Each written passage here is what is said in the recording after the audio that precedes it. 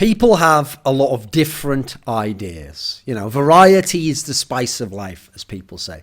I've even heard some people suggest that the player Rain from FaZe was better than Device in 2017. You know, player who was on a team that had far less top fours, player who statistically you couldn't even average out over the year and say was there. You know, there's a lot of that going around at the moment. Hell, maybe you think Fallen, the third best player on SK Gaming, is actually a better overall player than Simple, one of the most talented, outrageously impactful star players we've ever seen in the world. There is, again, a sickness out there in the world that has infected some minds. But you know what?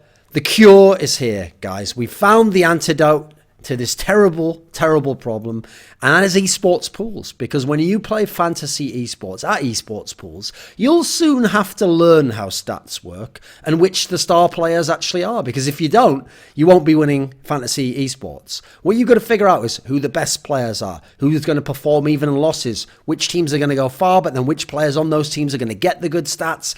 So esports pools have been making the insane sane, if only temporarily, but in time to potentially win skins. Now, this is going to be another of my traditional videos where I go through the events that I worked over the year and I give you some details of them, some fun stories, recap a couple of the storylines of the tournament. And I've been doing events in CSGO since 2013. In 2013, I did 2 events. I did the Prague Challenge, which I casted with Anders, and I did the first major Dreamhack Winter 2013.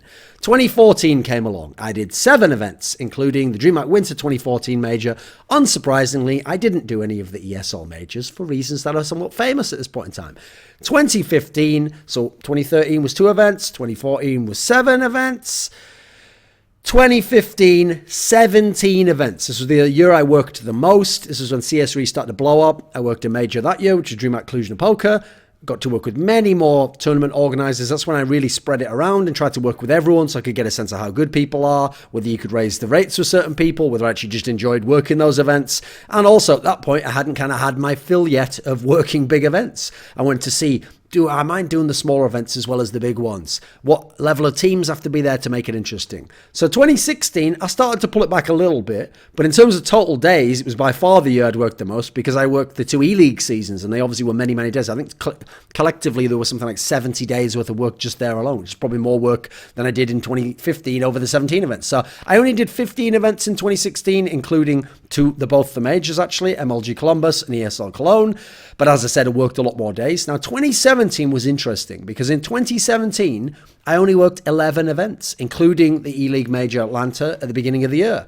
But that's not including 3 events I did as couch streams where I went and I was in Stockholm and there was 4 of us on a couch and we cast/analyzed the games live, but on an alternate stream, one of them for Twitch, which is the ESL Pro League Season 5 finals, one that G2 won, and the other 2 were for Snipe, who I'm working with now. I'm going to be doing more of those. One was Dreamhack Masters Malmo, the event that was won actually, funnily enough, also by G2, funnily enough, also by G2 over North in the final, and the other one was the ESL Pro League Season 6 finals, which was won by SK Gaming over FaZe.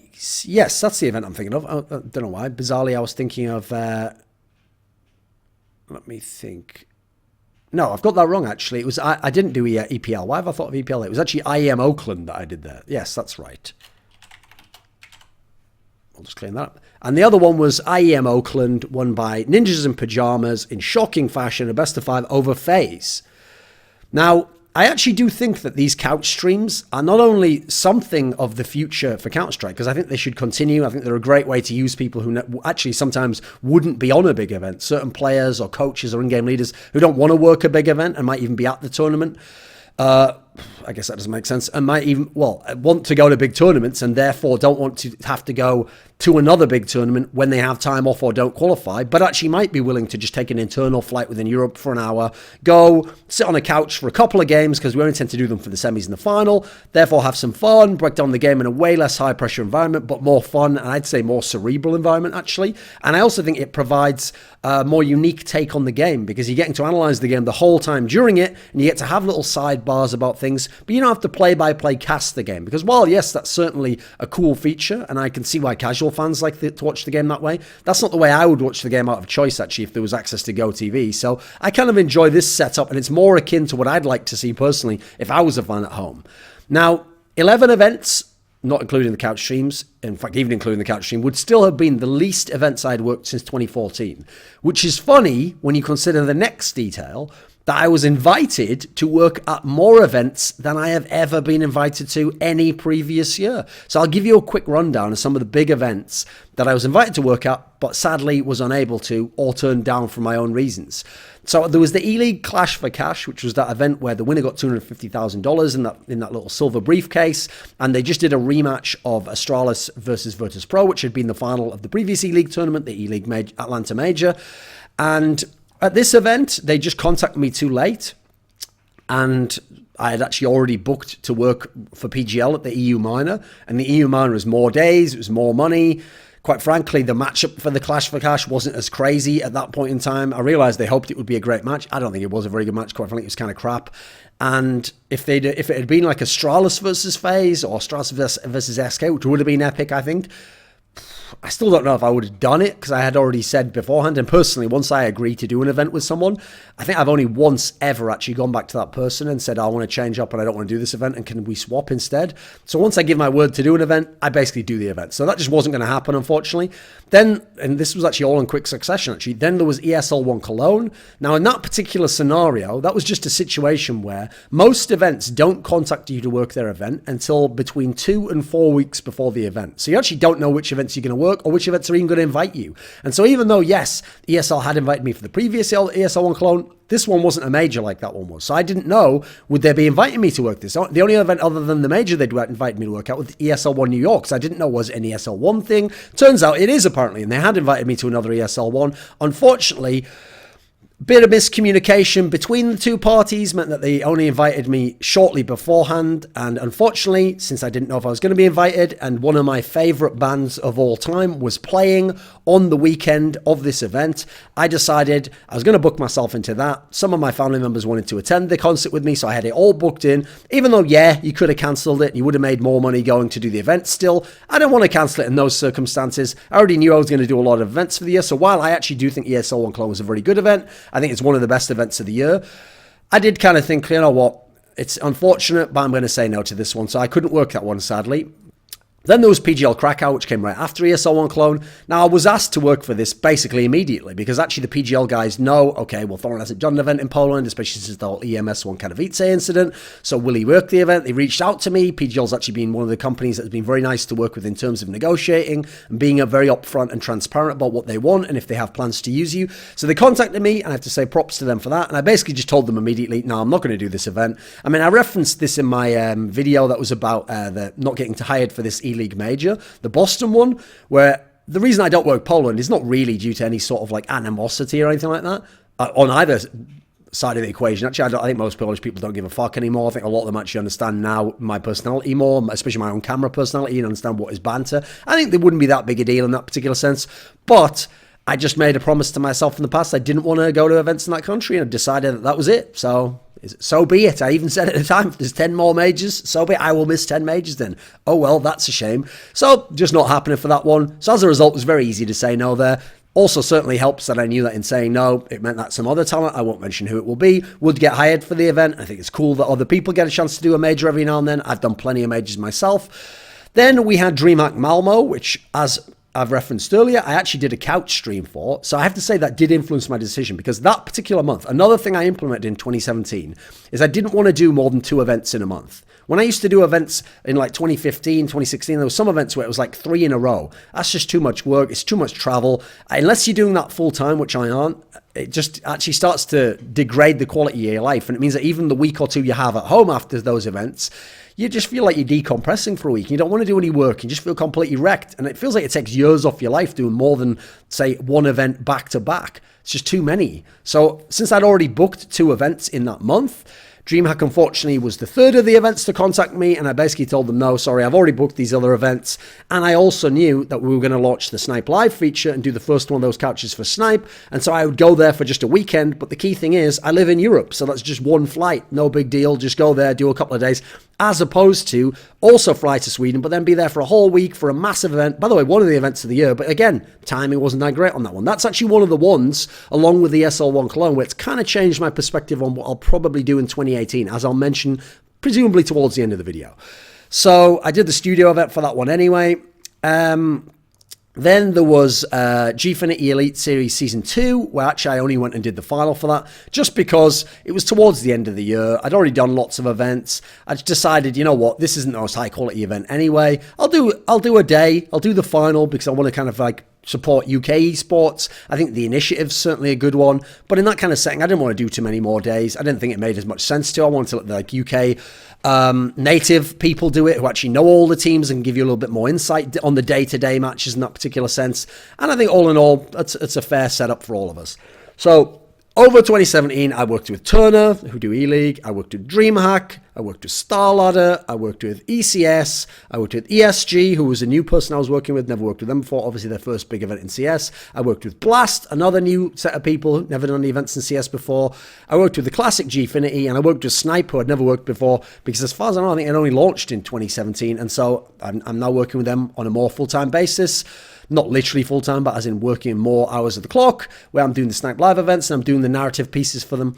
So the year started with CES, which is also, remember the event I did in 2016, where famously I had the Shaq interaction on Inside the NBA.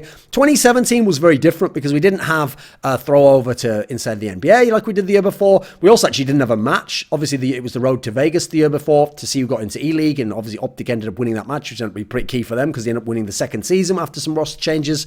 But CES this time was just a preview show for the major. I can't remember if it's at that major that we actually revealed the matchups for the first round. I think it might have been actually, because wasn't that where, I think that was where Optic got like Virtus Pro in the first round, which was very unfair, and that's one of the reasons why I think they should be seeding for majors if we're going to Swiss system. So instead we just had a show there to do preview it, which is fair enough. It's only a couple of hours work. CES is a pretty cool place to go because I like going to Vegas. Always enjoy going there. I think it's a pretty nice place to go. It's a lot of hours from Europe, admittedly, but it's one of the better places. I like the fact there's food all the time. You've got Uber Eats. You've got all these factors. You can obviously go around all the different places at Vegas, and it's a pretty cool place to go. Not so much to say about the event. It was just me, Moses, and Richard, the classic ELEAGUE stage studio setup to that point in time, who'd done all the other events, so familiar in that particular sense as well. It was only a one-day event, though. So then we go to 2017. Let me think what would be next. Oh, it would be end of January. So we had the ELEAGUE Major in Atlanta. Now, for this tournament, the studio part was the Swiss system. And then once it got to the playoffs, so top 8, we went to the Fox Theatre. Now, I've already mentioned in my video about not getting hired for this ELEAGUE Major. In fact, everyone not getting hired for it. That there was a lot of issues working at this event. Like, first of all, the schedule I thought was ridiculous because I did every single game. Me and Moses and Richard were on the desk for every single match and every single map of this tournament. So that meant that in the Swiss system, well, the Swiss system amount of games never changes. You do 33 maps in the Swiss system no matter what, because you have 3 days of 8 maps, and then you have a last day that's 9 maps. Then we had in the round of 8, the first 3 best of 3s they played, so that ended up being 9 maps. In the semi-finals, on the next day, we had the last round of 8 and then the 2 semis, so we had 7 maps that day. And then on the final day, we had 3 maps. So in total, we worked 50 maps in 7 days, which averages at just over 7 maps a day. Now, I can tell you, that's too many. Like, the 7 maps part isn't as key because obviously if you're best of 3, sometimes 3 best of 3s can be 9 maps. But often you're not going to have the 9 maps there. And the difference is, if I was planning out a tournament, I would plan out to give let's say you have like starters and subs, because obviously you can't give everyone equal amount of maps usually. Plus, in terms of big names and performance ability, there's usually not going to be an identical field of talent. But I would say an ideal amount of maps to give people roughly should be about 5 to 6 maps each if you can, and then get the sub guy to do 1 to 2 maps a day and therefore be the relief pitcher, as it were, for the others. I'd do the same with casters. I'd do the same with the host if possible, if it's a big enough event, especially if it's a major, as I referenced before. So quite frankly, there were way too many maps. There were way too few breaks because there were none. And as I mentioned in the video about the ELEAGUE Major, one of the biggest problems was because they used to do a TV setup and they wanted you to come nice and early, they would make us a set off to come to the venue 2.5 hours before the first map, and then we might be doing 9 or more maps as we did on 2 days. So way too much work. With that said, in terms of the teams there, obviously we had Astralis complete their epic run. They'd been powering up all through the year. Their first event, one, had been the event just before this tournament, which was ECS Season 2. They'd beaten Optic and gotten revenge there. They managed to overcome some fumbles in the Swiss system where they got smashed by Godsent on train, and then they narrowly lost to SK in a pretty epic Dust 2 game. They got to the playoffs. They managed to beat out Na'Vi, I thought overall convincingly. They managed to beat out Fnatic. Sure, there was a close map, but again, convincingly. They got to the final. They had a really crazy series versus VP. VP could have won that series 2-0. Instead, Astralis wins 2-1. VP also could have won 2-1. VP really pushed them, but as a result, I felt like it was exactly what you want from a VP match, where if VP is going to lose, they bring out the best in the opponent. And it really did force Astralis to go to a level, especially overcome some adversity they hadn't overcome before. And obviously, everyone remembers both Kirby's epic frags in the last game and Glaive's epic call for the semi-4 spy to rush outside with the Tech 9s, which really turned the game for them. And Astralis won their first major. We had another set of great players get their first major title rather than end as would have been, could have beens in their careers. Virtus Pro absolutely could have won this major. This could have been their second major title. Still a very strong team. Amazing resilience when they were against SK in the semi-finals. Great comeback against North in the round of 8. Obviously almost won the final a number of times. Everyone else in the tournament, quite frankly, was very variable because so many teams knew they had roster moves coming. So many teams just didn't play well, quite frankly. Funnily enough, in the round of 8, you had North and you had Gambit both making appearances. Now, I know Gambit had made round of 8 the last major, but that was before Zeus had come. It's amazing to think how different the year's been. That even though North had a more consistent year than Gambit, Gambit were the ones who actually went on to win a massive tournament by winning the major, the next one. Whereas actually North never won a massive tournament over the course of the year. They won Dreamhack Montreal, and that was not a massive tournament. They were in a couple of big finals, EPL, Dreamhack Malmo. But it's amazing to show how a team can be consistent, but another team can be streaky but win, and you think of that team as overall better. It's just funny that shows how underwhelming North were, really, that actually Gambit ended up having better results in terms of the biggest highs over the rest of the course of the year. You would have bet your money it would be North that would do it at that point in time, whereas Gambit at the time was still kind of two-trick pony playing on cobblestone and overpass. Now, this venue was pretty good. I thought it was a pretty cool area. I liked the place for the stadium, which they didn't gamble on getting a big sports stadium. They just took a theatre so they could fill it out. And also, theatre's a pretty good place in terms of acoustics. You can get a good atmosphere going. I thought in terms of cheering and fan excitement, people enjoyed it. It was a good major all around. Another one to mention was Carrigan taking FaZe to the first top 8 at a major. Obviously, you could technically say when they were king when they did that, but it was an entirely different lineup except for Rain, basically. So I think that was a pretty key moment there because obviously not long afterwards, he'd get Nico and he'd make actually almost the same squad, the best in the world very briefly, or the second best, depending on when you want to consider the Astralis and the Escape handover to have taken place. The desk, again, it was the same old desk. It was me, Richard, it was Moses on the desk. Unfortunately, we also had short segments, so we had very little amount of time. We couldn't really have any back and forth, so there wasn't much space for banter. There's not really a lot that you can remember that was kind of epic there. Obviously, I maintained that Astralis would win the major. They did indeed win the major. Funny how that works. Then we had Dreamhack Masters Vegas. Now, I love the Dreamhack Masters events. I think they've done a really good job of branding there, so those do feel like some of the best events of the year. They always feel, I think, thanks in part due to the people they invite, the locations they choose, and more importantly, the format that they use, where they always use a very good format with GSL and best of threes, that as such, you get amazing matches. So I don't think it's a coincidence Masters events have been higher overall than most other tournament circuits that aren't majors by the other people. The consistency is off the charts, and this is some of the reasons why. Now, in terms of being in Vegas, already mentioned for CS, great location, love going to Vegas. It was a massive shame, unfortunately, that there were very few fans and that it made the event look like a joke in terms of on stream. That's a very sad thing because I think it'll put people off doing events in Vegas, but I love this event. Now, I love the format as well. I think Dreamhack Masters is one of the best formats we have in esports. I'd argue it's up there among the best. Epicenter is certainly very good, but then again, Epicenter is mostly invites and has more of a dodgy situation in terms of who gets invited, when, and what the qualification's like. I feel like Dreamhack Masters is a bit more logical as to who gets invited there.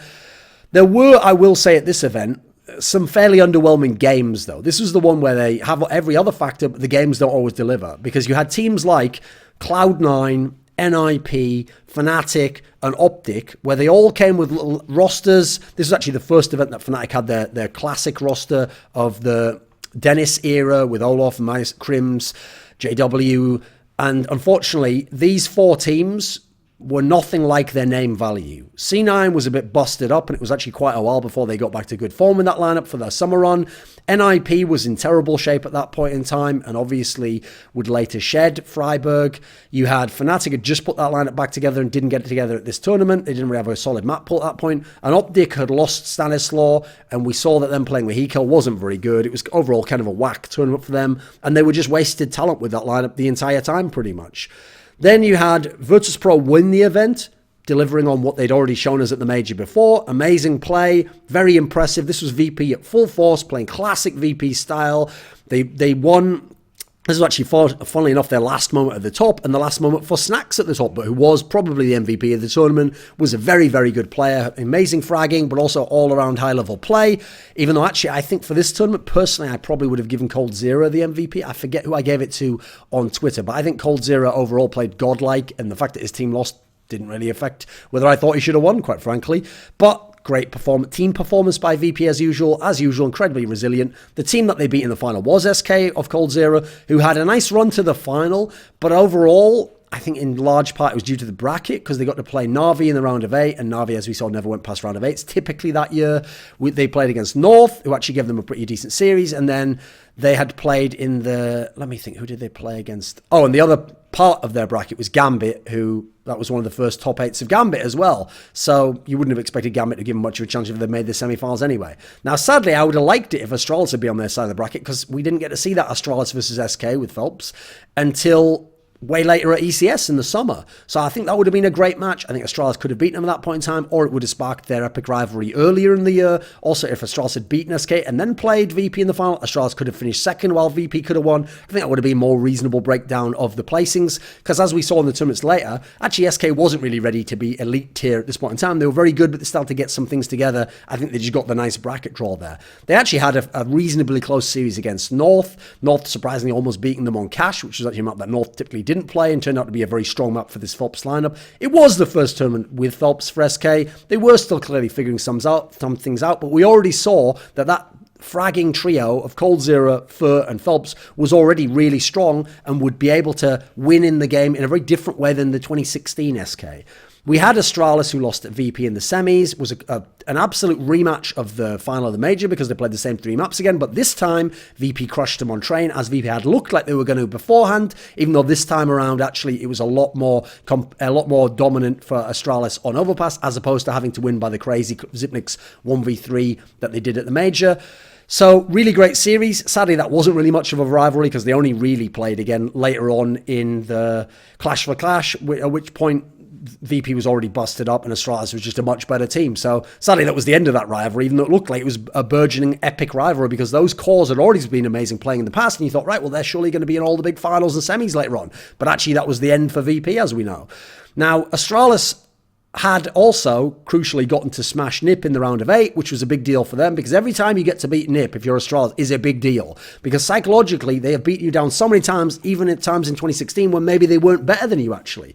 Now, North, this was one of their best finishes of the year, but overall shows how underwhelming they were, because they had chances in this one to get the final, they didn't, and obviously that was SK's first tournament with Phelps, so you've got to strike at the point when they're weakest. If you let them get stronger, you're not going to beat them later on. This was the one where we had that bizarre MSL story where he claimed to have changed his sensitivity and then was fragging way better. That really disappeared and died out as a storyline afterwards, because he went back to being a bot. Now, this was also the last event where Mousesports had Nico, and he went absolutely ham here, showed off what his skills, showed that he would be a great addition to FaZe, who actually he was able to put out in the group stage at this tournament. Versus Virtus.pro, he went nuts. Then Oscar joined him and went nuts for a map, and you actually found yourself thinking, fuck, what could the guys have done if they'd actually played like 7 tournaments together? That would have been fun, right? That would have been some full-on double team Scream and Shocks type shit, where you could have had 2 guys just going ham while the rest of them got their shit together. Pretty fun environment on the desk. Dreamhack always does a good job of inviting the right talent, in my opinion. So I thought this was a pretty good setup overall. It was one of the first big events that we had Sponge there. Thought he really fit in very, very well. Definitely did his homework. Did a great job on looking at most of the details and coming with what I wanted to say before, which you need to do if you're a newer guy. A lot of us have worked tons of events. Yeah, we live Counter-Strike. Yeah, we already kind of understand our process, the lens that we're going to see the game through, how to construct our arguments. But if you're newer, it's kind of best to get your feet under you and get your shit together and then come and play with us, which is what he did. And as a result, I think you saw him go from strength to strength as the year went on, and now I think he's right up there challenging Yanko for the top spot, quite frankly. Those two are the clear number one and number two, in my opinion.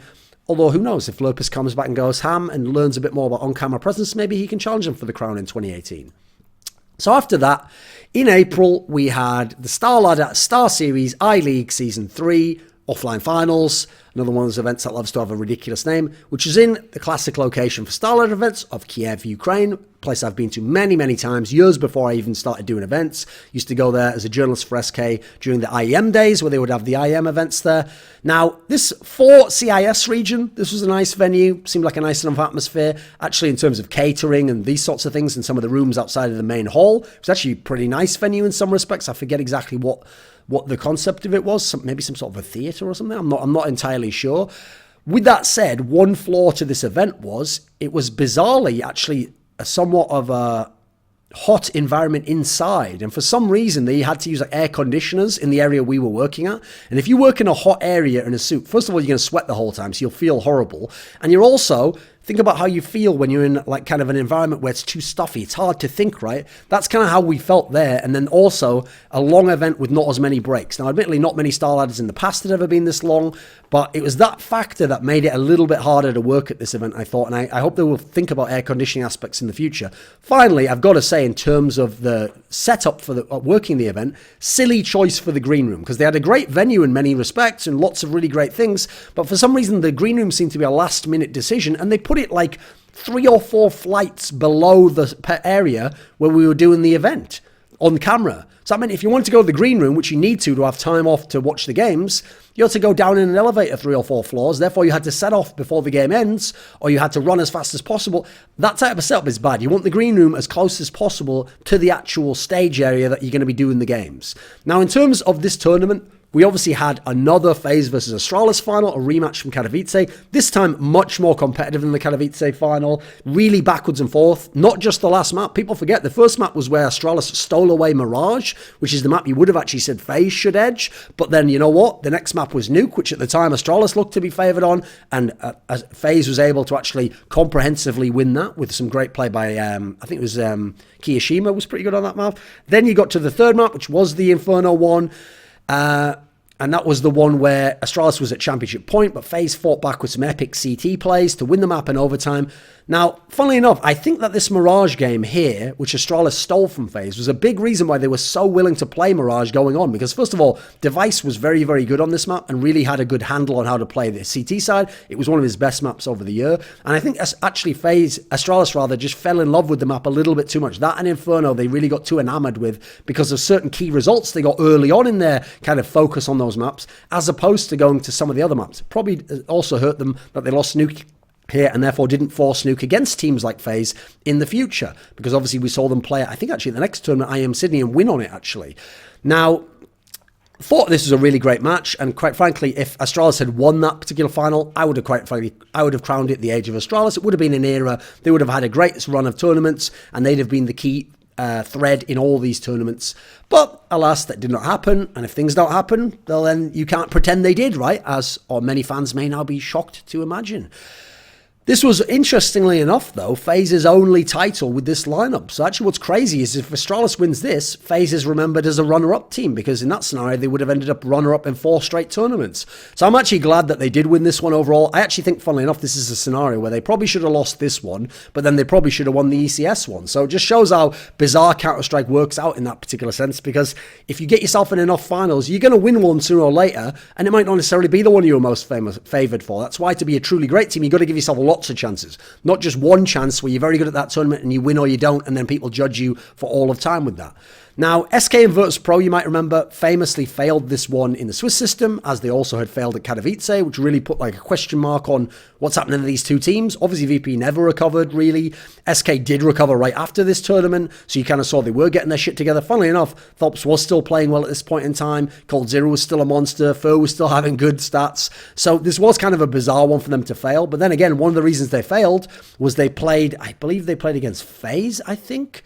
Was it FaZe that they played in the last map on Train? Yes, I think so. And I think Rain and FaZe just put them out. So obviously that sparked what would later become quite a key rivalry. Hellraisers had an epic run here to come top 4, partly thanks to overperformance from certain players. We really saw different Hellraisers who actually for the next couple of months was a pretty solid team overall and looked like they got their shit together. Angel playing a much more tactical style, being a great fragger. Jonta had done his job as a coach. Sadly, that wasn't going to last too long, but you know what? They managed to take advantage of North, beat them. They obviously managed to beat a couple of teams in the group stage, including FaZe and I think Immortals as well. So very legit top 4 overall. And I think at this event, one thing that was fun, one thing I like about Starladder events in general is you can kind of banter quite a lot. It is somewhat like Dreamhack. I will say some people at the event, including some people on the Russian broadcast, for some bizarre reason, who didn't have a handle on what we're saying in the context of our culture, and sometimes didn't even understand the English of what we were saying, you could tell by their responses, got bizarrely upset by some of the things we said, where we literally just said jokes and they misinterpreted them as like shots or insults at people. But you know what? You have to be forgiving of people and be compassionate to the fact that they're from a different culture from time to time. As I said, I did one of the EPL streams, alternate streams where I went to Stockholm. One of the reasons I like to do those is, first of all, they're easy enough to do. For this one, we had a lineup of Semler, me, we did all the streams together because we were working for Snipe. We had Lurpis, obviously a long-time friend of mine from Counter-Strike, someone I've known for a long, long time, actually done a lot of casting with online. And Get Right was the last, obviously, the NIP player. Now, funnily enough, Get Right was only asked last minute because if you remember, the original announcement was that Anders was going to be there, so it would be an all-talent panel. Unfortunately, Anders couldn't make it. Get Right lives in Stockholm. He knows me, he knows Semler, he knows Lurpis for a long time, way longer than any of you guys have known Get Right, by the way. And so we knew this guy can handle banter. He can talk back and forth. He can talk shop about the game. He has a smart mind for the game in his own unique way, but he has his own lens of experience and perspective through which he can take the game, and it certainly has his own insights. Like he's the guy who always comes up with little details that you didn't necessarily know, little tricks of the trade that only a master would know, that he can kind of tell you about. Oh, here's how you might play that, or here's what that team sometimes does. And he's a great addition. One thing I found a little bit sad, unfortunately, was the amount of stupid fans who are only fans for the last year or two, and therefore think somehow that me and Get Right are like enemies or don't like each other, or that somehow I hate Nip and Nip players. Like, again, do you watch WWE and actually think that The Undertaker is a real guy who like lives in a cemetery and stuff? It's an actor, mate. So kind of stupid, because it was a fun panel. We had some great times. Obviously, we roasted everyone. I thought it was a great panel, actually. I thought we had a really nice mixture of people who could do the personality stuff, people who could do the banter, people who could do analysis, and crucially, all people who knew each other. So I thought the flow was very good for this one. One of the best of the year, for sure. Now, we only did the semis and the final for this tournament, and in the semis, we had G2 beat SK. Funnily enough, SK's only failure in that 6 tournament run, where you might remember they won 5 of the tournaments. G2 had a strong map pool. They unexpectedly won Overpass against SK. Everything worked out in terms of the 4 spies. Kenny S was playing really strong Counter-Strike, so G2 managed to win the series. In the other semi-final, North easily smashed Team Liquid. Unfortunately, that side of the bracket was a bit whack, but North was looking strong. Config was looking very strong. In the final, G2 fairly easily beat North. North's only map win was like a 16-14 on Overpass, from what I remember, where they just won by being very disciplined on their 4 spies on the T side. And G2 won the title, and you thought to yourself, you know what, if KDS is going to play like this, if G2 is going to play like this, they can win more titles this year. As it happened, they did win another big title. But overall, they were underwhelming. They were amazing when they hit their highs, and their lows were much lower than they should have been, and they didn't have that consistency to get all the top 4s that a team of this caliber was capable of. But then again, you look at it, and if they're not going to play around Shocks, if they're going to rely on some of the others to be star players, yeah, it's understandable that this team bizarrely ended up without enough star power fragging. They had fragging, but not enough star power fragging that turns up every big game. So I think this was actually kind of fool's gold for how good they could be. Then, towards the middle of the year, we had, a couple of weeks after that, we had the PGL EU Minor, which is in Bucharest in Romania, which is the PGL home base in their main studio. Now, this is an easy enough event to do. I always like to work with PGL. I think they're a pretty cool company all in all. I especially love some of the upper management people. That guy Silviu's a fucking legend. One issue with PGL, though, is because they come from Eastern Europe, because they come from a world where you just work really hard, and they come from the old school of Counter-Strike where you have long days, and I know especially the people behind the scenes are having really long days. They haven't gotten on the train so far. I know they did at the major because they had a big panel of having breaks. So unfortunately, as far as I remember, I don't think I had any breaks at this time, which is a slight concern, because I don't know about other people, but I actually find events are cumulative. Like if you've done a couple of years like I have of like 15, 16 events, you start to get so you can't handle doing just day after day after day without breaks. And that's one of the reasons, again, why I do less events myself. So that's one downside I'd say about this event. In terms of the event itself, pretty good for a minor, nice setup. Envious fucked the whole thing up. They had created an extra spot by having the players leave and go to G2 and make the super team. They should absolutely, in a tournament with 3 teams making it to the major qualifier, have been at the major qualifier, but they fucked it up. They played so poorly at times in the playoffs. They deservedly didn't make it through, but I still think they were better than some of the teams that did. Now, the best team at the tournament was actually Big. They looked really solid. One of the most amazing things was that they added maps like Train and Overpass to their pool and started to look really solid on T side of that. Even if there's an actual team, they clearly weren't godlike on those maps. Obviously, Tabson was playing extremely strong CS. I won't say like world class necessarily, because obviously he showed that at the other tournaments, but this was just a minor, it wasn't the best teams, but he was by far and away the MVP of the tournament. You had Penta, who started to really rise up at this point and show that they might look good against the better teams. Obviously made it to the major overall. Dignitas, the one with Fox and with Croman, etc., and my boy Rubino as in-game leader, bizarrely managed to make it over some teams who overall seemed more solid. So fair play to them, even though they didn't do anything for the rest of the year. I actually thought they could have made the major and beaten Vegas Squadron and gotten into the major, quite frankly, but they didn't at the qualifier. Now, the team that, aside from Envy fucking up, was the saddest to watch was probably LDLC with my old mate Existence, because they looked like a very solid team. They were getting into sites. Maniac was doing a really good job in the role of entry fragger, but they would get bomb plants and then they would lose all these after plant situations and all these 1v1s and all these 2v2s, and it just showed that they were a good team in the concept of a team and tactics, but they were pretty poor players and didn't have even close to enough talent, as I think they showed over the rest of the year, quite frankly.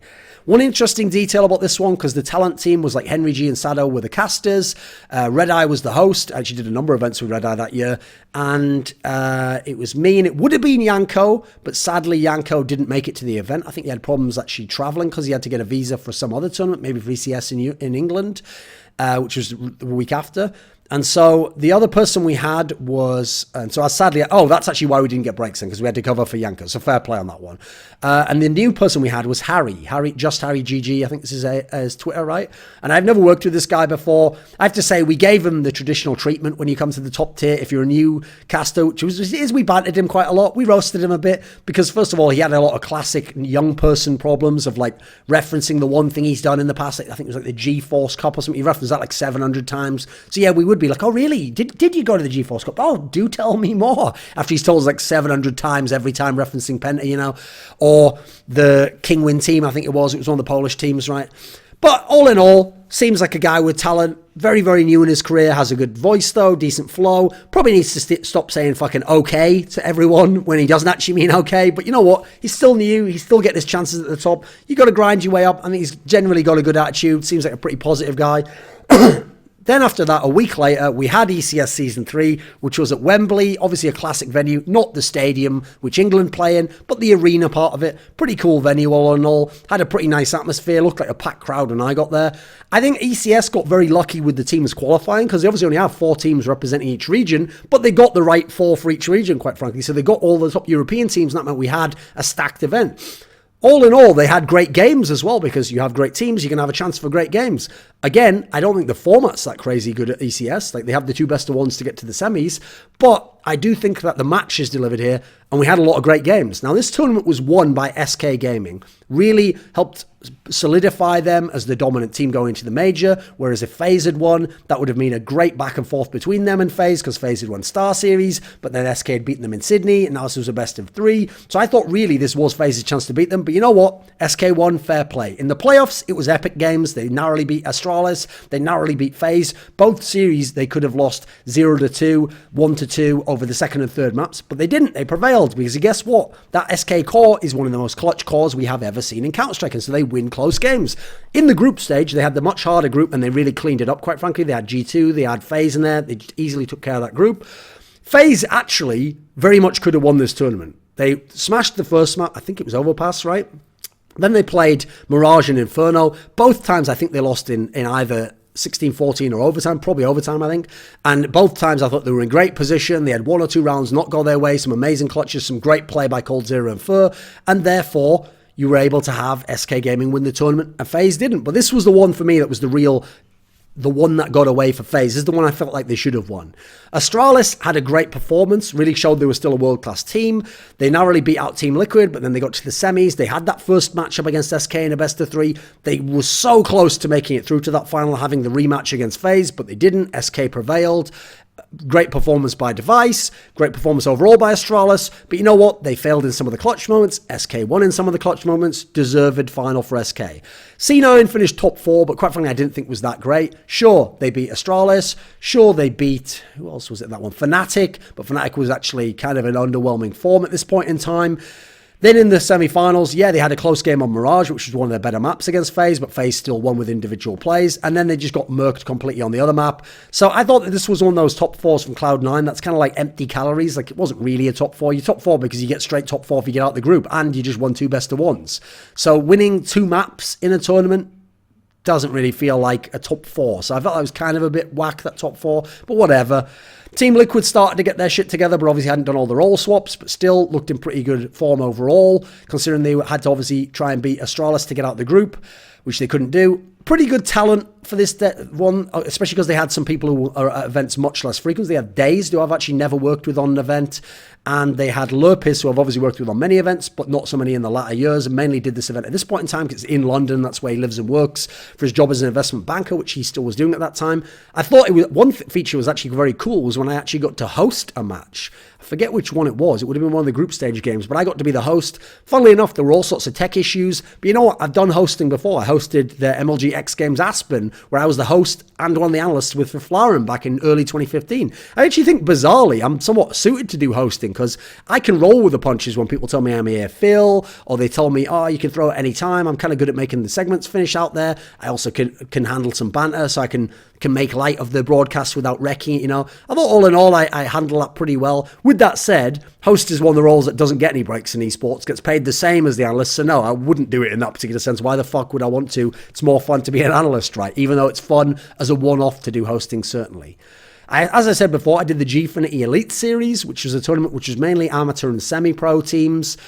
Now, here's the thing. The people who worked the event, it was cool to meet a lot of them. Never met any of them. A lot of them were from outside the esports industry. Actually, some of them were within gaming but hadn't done CS before. Some were actually like, TV presenter type people. Or in the case of the host, Tom Deacon was actually a comedian who they brought in. But I think they all did a pretty good job. And it showed how once you have a skill set, you can apply it into an area that's not necessarily like an area you know well, but your skill set will still shine through. And I have to say, by the way, obviously a lot of people won't know this, but because the Tom Deacon guy is just a comedian, if you want to do an event in Europe and you want to try someone who probably might not even have to pay as much as the big name hosts in esports, but you want who will have some chops, have a skill set, ability to host, I'd consider actually getting this guy, especially if it's a smaller event, give him a chance. Because I actually think that he seemed fairly polished, because obviously he has a lot of time on stage, he has a lot of time trying to react to things that go wrong because he's a comedian, right? So I think he's someone we're probably underrated in that sense. I think some events should probably give him a shot and see how it goes, because people often complain that hosting is the role that we need more talent for.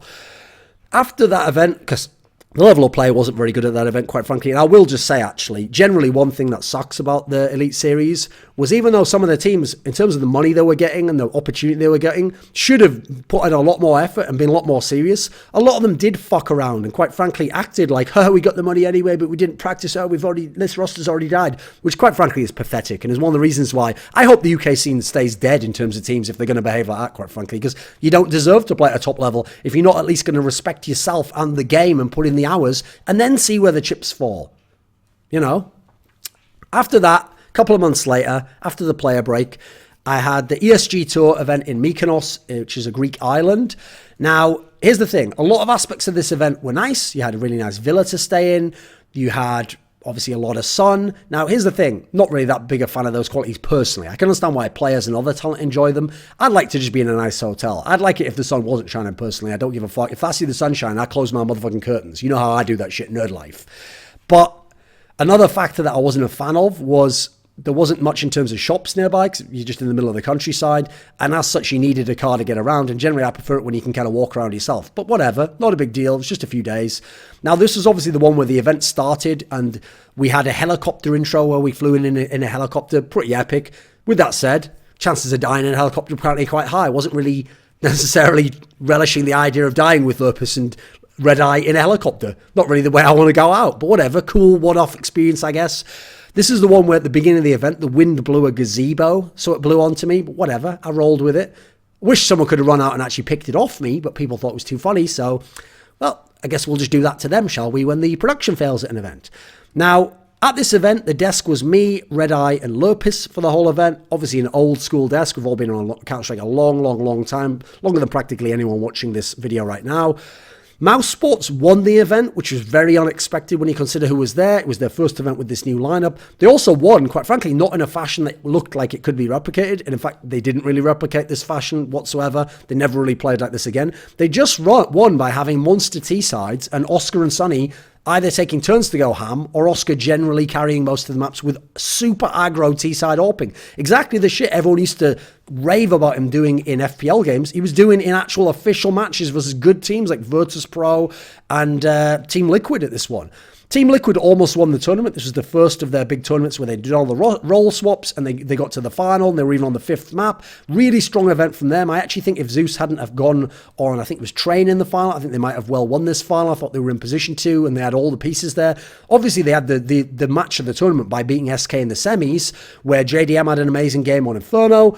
Actually winning on Inferno not only proved to be a downside of SK's, a weakness that people would exploit against them again and again, but Team Liquid were miraculously good on Inferno, not only at this tournament, but going forwards. They got most of their big wins on that to give them this little spurt of runs over the next couple of tournaments and chances to beat or come close to beating SK Gaming and a number of other top European teams. SK shockingly didn't even make the final. They came in as by far the biggest favourite, didn't even make the final because they lost to SK, to Team Liquid. Virtus Pro flunked the event in terms of they finished, I think, 4th place, actually. It was kind of underwhelming. I thought it should have been better. Gambit also flunked the event. They just had that great result at Malmo where they finished top 8, and then they just went out here in the group stage from what I remember, thanks to, I think, Mouse Sports beating them in like epic close fashion. So kind of made you think, oh, well, I guess that Gambit lineup was just a honeymoon phase with Fitch, and maybe it's not going to be that good. And quite frankly, it hasn't been, has it? Then after that, I had the Dreamhack Malmo. Malmo was afterwards. That's right. I got it the wrong way around here. Wait a minute. That can't be right. I'm sure Malmo was before this event. I think it was before. No, maybe that doesn't make sense, actually. Malmo must be afterwards. I don't give a fuck. Right. I think Malmo was afterwards because surely Malmo was the first event after the player break. So whatever. I've missed the order here. Who gives a fuck? Now, this was another couch stream. It was Semler and me, as usual, on all of them. But this time it was Natu, who's obviously a long-time old mate of mine. I even lived with him like 13 and something years ago. And we had Vugo, former coach of Fnatic, might even be the current coach. No, that's Jumpy. Okay, but whatever. Still works in Fnatic. Actually, no, he doesn't. He works for Fragbite now. Whatever. It did work with Fnatic. There we go. And that was our panel. So a little bit more of a dry panel because Natu and Vugo aren't going to banter as much. But you know what? Both very experienced people. One coming from a long-time pro player background, one coming from a modern-day coach background. I thought it still gave a very interesting approach, a different kind of balance to the couch, which, by the way, is another feature when we do these couches that we want to stress, actually. We want to have different panels to give you a different flavour for each tournament. And so I think that's a route that we'll see with our invites, that you'll see some very surprising invites, and maybe some people actually that, like I said, wouldn't work on big events, are kind of not as expected to be there. So this was where you had G2 make an epic run to the final. They seemed to force buy less. The force buys worked. When they did saves with just a pistol on CT side and like a CZ or a Deagle. That seemed very effective, quite frankly. Shox used an MP9 to farm up ops for Kenny S, who was dominant in the tournament. I thought this was a great run overall. Kenny S, I know, got the MVP for some people. Personally, I actually think Kenny S probably should be the MVP because I think generally you shouldn't just give it to X Factor players. Like I have a hard time with like the Taco and Bolts and Apex MVPs because even though I think Apex was amazing at this tournament and I could have seen a way to give him the MVP, Kenny S is the star player. Kenny S has most of the responsibility and he delivered on that responsibility. So I find it hard to not give it to the star player in that particular sense. Like let's say in the Super Bowl, Tom Brady throws 5 touchdowns, but 3 of them go to someone who usually isn't that great a player on his team or way above, performs a lot better. Probably should still go to Tom Brady. He still was the biggest factor that made you win because the difference is the other guy playing the same way with Tom Brady playing worse couldn't have won you the final really. So I actually feel like that's just a side note of why I would give it like Kenny S in that setting there. Now Gambit, this was the one where they had the new lineup and they shockingly beat Astralis. Sadly fucking up that side of the bracket, but whatever.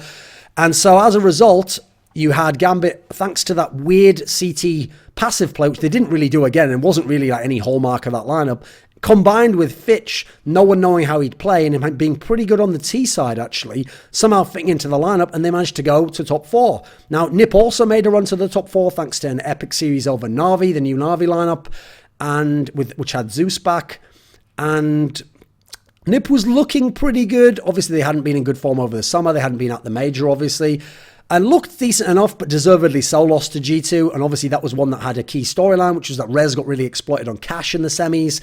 And obviously both Cash and Rez's play himself would be key later on in the year, because he obviously resurrected himself around IEM Oakland and was the MVP of the tournament for many people.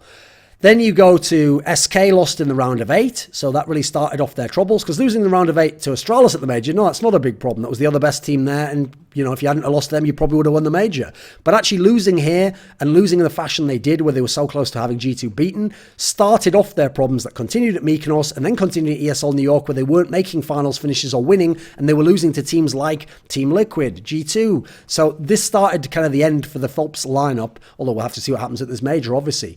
Funnily enough, North made the final and actually looked very sick. They looked like with Valde, they were like a much more stable, steady team. They were winning clutch rounds way more often. Their map pool looked really solid again, where they're actually kind of able to exploit it against opponents and beat them on their map pick. Looked really promising. Obviously, they kept it up for a month or two, but then they slipped back to their old ways and became a little less kind of promising overall, and never delivered on having a high ceiling and winning a tournament. They just looked very good at times. So let's see how many more we got here. I think we have 4 more events. So then we had ESL New York in middle of September. Great location. I've did this event the year before. Love doing that event. I hope it's going to be a regular event a la Esl One Cologne. They continue to host it. It's a really good spot in Brooklyn, in the stadium, the Barclays Center, where the Islanders and the Nets play. FaZe were dominant at this tournament. One of the most ridiculous runs ever. Didn't lose a single map.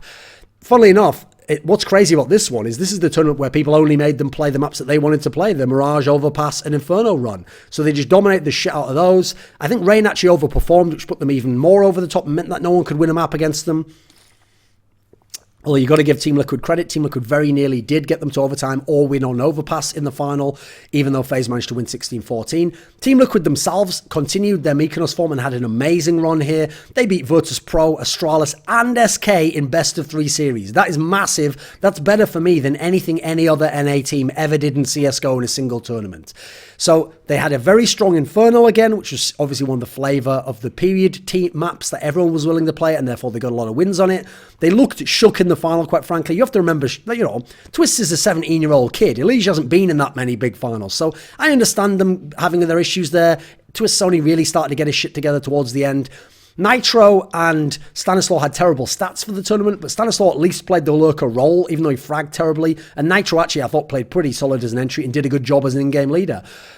The new Cloud9 lineup got a top 4 finish at this tournament, but again, not that crazy. Basically, they only had to beat the Na'Vi team that was massively spiraled in a terrible slump in order to get that top 4, so I didn't really find that great. And also, we saw at this tournament that you put this new Cloud9 against the new FaZe, and it ends up with Cloud9 getting their ever-loving shit pushed in, as they would 2 future semi-final series later in the year. Now, this desk was Red Eye again. Funnily enough, I actually had quite a few events this year where Red Eye hosted really, and one thing I like about working with Red Eye, actually, is he does understand the people he's working with. He tries to do a good job of actually picking up on things they've talked about in the green room and chatting with them in the green room, and then try and work the interesting topics into the desk or use that as fill material, which is kind of like halfway between what some of the other hosts do who don't do any of that stuff and just rely on the moment, and what Scoots did, where Scoots actually used to purposely request topics from me in the green room and then add it to like a fill list in case he had to fill. So I thought this was like kind of a good halfway between. And generally, Red Eye, very professional on the desk, obviously, and can handle some banter.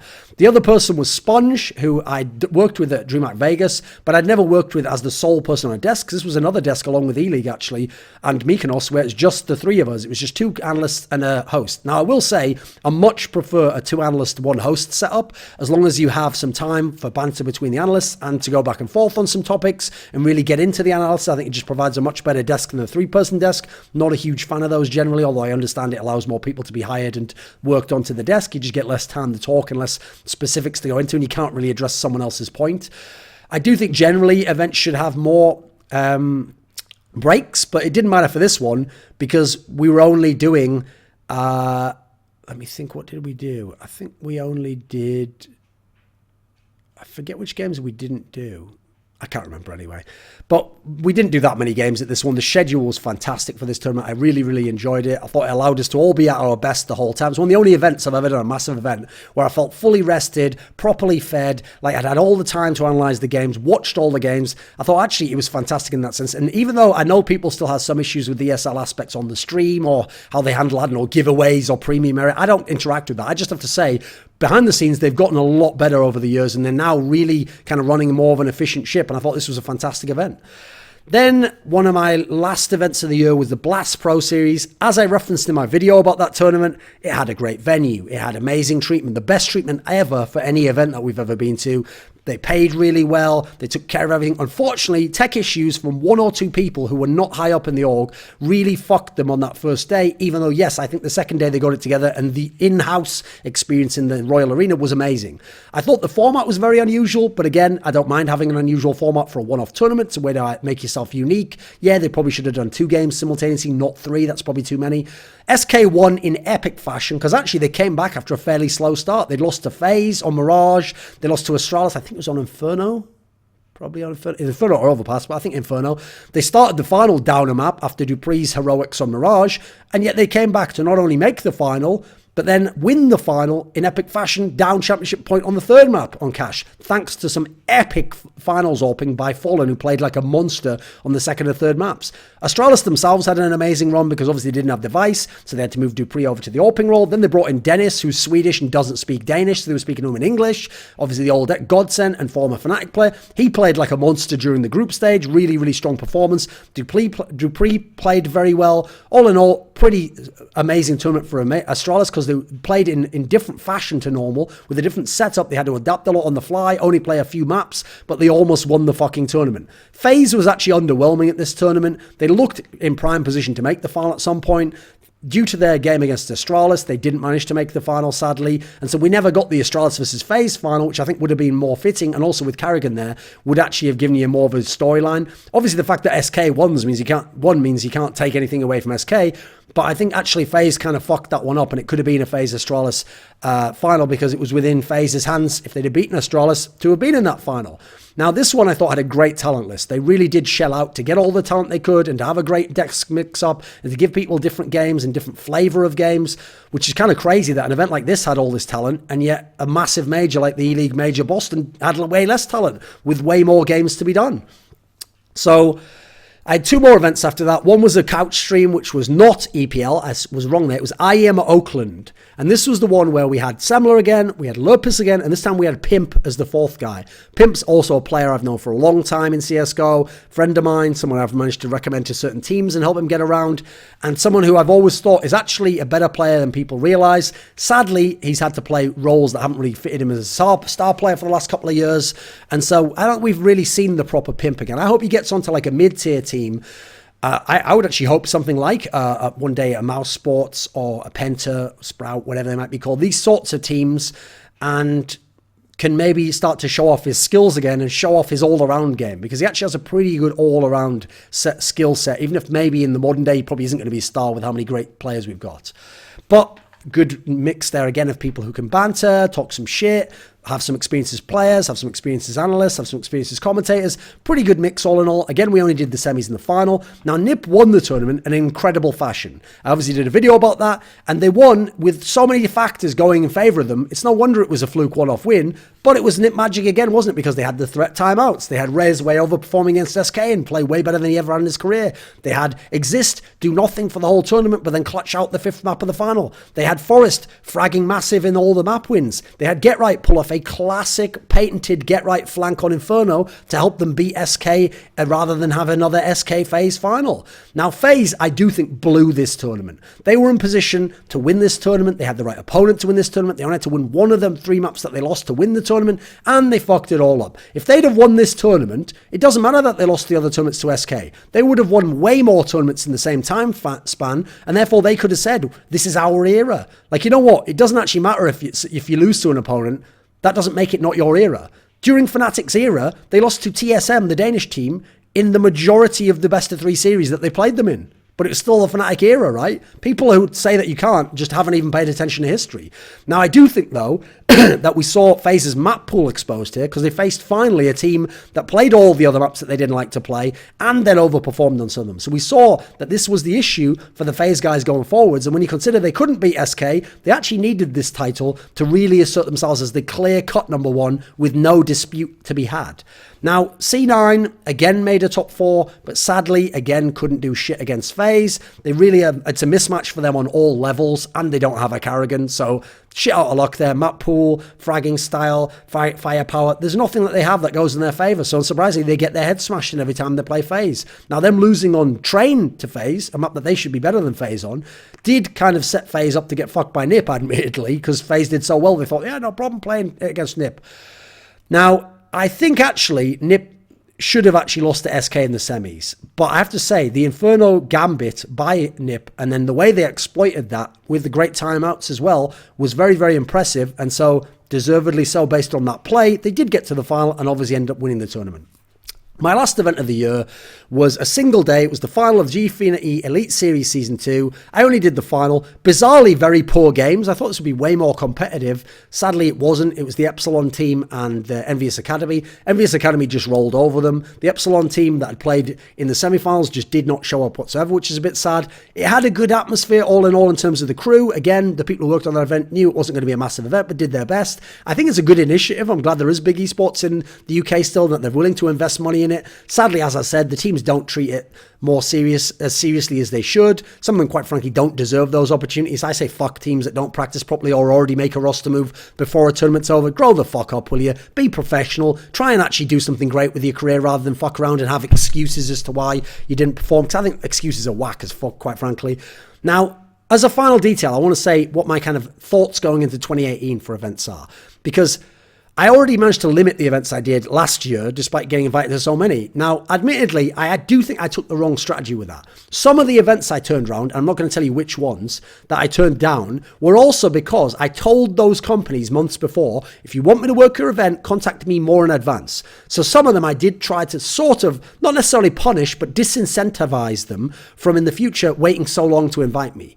Also, there were some events I picked because a smaller or less prestigious event paid more, sometimes a lot more, like sometimes 1.5 or 2 times more than an event that I had offered that was a bigger event with bigger teams. Now, I have to say, that's where I think I'm going to change it up this year. Because this year, ideally, I want to work at events that either are the biggest events, those are the main ones I want to work at, and I won't necessarily go crazy and turn those events down if smaller events offer me more money. I think generally, money's not as much of an issue. I want to just do the big events only if possible. I will do some smaller events if they're comfortable in terms of where they are, in terms of the timing of when they are, if they have some cool teams there, and if the money's very good. I will do some smaller events, but generally it's going to be like Snipe Live couches. I want to largely do the bigger events. I'm not necessarily going to go as ham for the money. I actually think I'd rather just watch really good teams and get paid a bit less and do the big events that are more memorable. So I'm going to kind of take a different attack this year and see how it goes. But I'll definitely be doing less events than 2015, 2016. I don't know yet. Maybe the amount that I did in 2017 is about the kind of number I want to do when you add in the Snipe Live couches, I think.